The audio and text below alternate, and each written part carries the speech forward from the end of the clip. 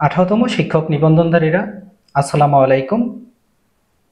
NTRC help ডেস্কে আপনারা সবসময় শিক্ষক নিবন্ধন সম্পর্কে খুঁটিনাটি ছোট ছোট বিষয় যেগুলো খুবই গুরুত্বপূর্ণ এবং যে ভুলগুলো হলে আপনার ক্ষতি হতে পারে সেই সম্পর্কেই বিস্তারিত প্রতিদিন বিভিন্ন টপিকস নিয়ে আলোচনা করা হবে। তো এখন যে বিষয়টি নিয়ে আলোচনা করব সেটি হচ্ছে যে আপনি 18তম শিক্ষক নিবন্ধন ভাইবা পাস করার পরে যখন আপনি যোগদান করবেন, কোন কারণে আপনি কিন্তু চাকরি হবার পরেও আপনি স্থায়ী হতে পারবেন না বা আপনার চাকরিটা বাতিল হয়ে যাবে। সেটা হচ্ছে দুটো কারণ। প্রথম কারণ হচ্ছে যদি আপনার ওই প্রতিষ্ঠানে আপনার যে সাবজেক্ট, ওই সাবজেক্টে যদি ভুল চাহিদা দেয়া থাকে। দ্বিতীয়ত হচ্ছে আপনার ওই সাবজেক্টে যদি সঠিক চাহিদা দেওয়া থাকে কিন্তু দেখা যাচ্ছে যে আপনার ওই সাবজেক্টে এর আগেও একজন চাকরিরত অবস্থায় আছে, কিন্তু আপনাকে নতুন কোনো শাখা সৃষ্টি করার কারণে ওই শাখার জন্য নিয়োগ দেওয়া হয়েছে, তাহলেও কিন্তু আপনি বিপদে পড়তে পারেন। তো কিভাবে আপনি এই সমস্যাটা থেকে রেহাই পাবেন বা আপনার কিভাবে সচেতন হবেন এই বিষয়ে আলোচনা করব। পুরো ভিডিওটি ধৈর্য সহকারে দেখার জন্য অনুরোধ করা হলো। এবং আসলে আপনাদের জন্যই কাজ করা হয় বা আপনাদের জন্যই এই ভিডিওগুলো তৈরি করা হয়। আপনারা চেষ্টা করবেন যে আপনাদের যারা বন্ধুরা আছে তাদেরকে ভিডিওগুলো শেয়ার করার জন্য।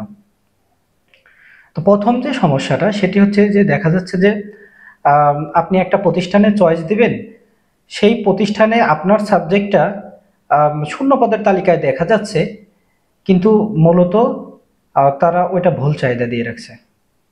তাহলে যদি আপনি সুপারিশপ্রাপ্ত হন তাহলে আপনি কিন্তু যোগদান করার পরেও আপনার চাকরি স্থায়ী হবে না বা আপনার এমপিও হবে না। আপনারা জানেন যে এমপিও প্রসেসটা কিন্তু খুব জটিল। এই এমপিও প্রসেসটা নিয়ে আগামী ভিডিওতে কথা বলবো।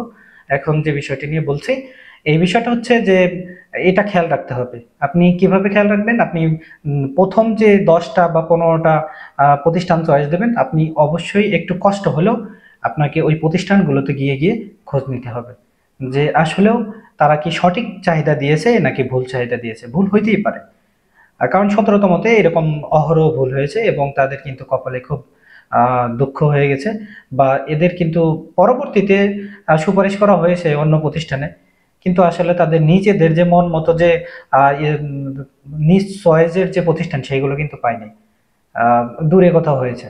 এজন্য এই বিষয়টা খুবই সাবধান থাকবেন।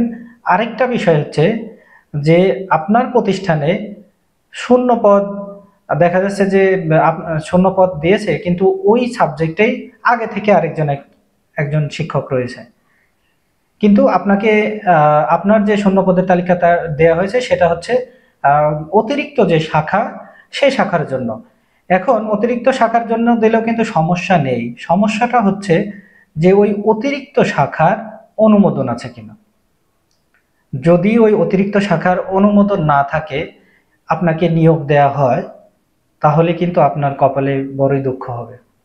আপনার এমপিও হবে না, আপনার চাকরি স্থায়ী হবে না, এবং তারা কিন্তু বিভিন্নভাবে টালবাহানা শুরু করবে। তখন আপনার কাছে চাকরিটা অভিশাপ স্বরূপ হয়ে যাবে। এই কারণে এই বিষয়গুলো খুবই সাবধানতার সাথে দেখবেন এবং অবশ্যই যাচাই বাছাই করে দেখবেন। যদিও আপনাদের একটু কষ্ট হবে প্রতিষ্ঠানে গিয়ে খোঁজ নেয়া, কিন্তু আসলে 5টা দিন বা 10টা দিন কষ্ট করার চেয়ে সারা জীবন কষ্ট করা তো ঠিক না। তো আপনি 5টা দিন কষ্ট করলেন, ঘুরে ঘুরে খোঁজ খবর নিলেন। আপনি এত কষ্ট করে এই যে প্রায় 1.5 বছর ধরে নিয়োগ প্রক্রিয়া চালানোর পরে যখন আপনি যোগদান করবেন, এরপরে যে দেখবেন যে আপনার এমপি হচ্ছে না, তখন তো বিষয়টা আসলে খুব জটিল হয়ে যাবে। তো আপনারা এইসব বিষয়গুলো দেখবেন, আর যে কোনো তথ্যের জন্য আমাকে নক দিতে পারেন। ধন্যবাদ সবাইকে।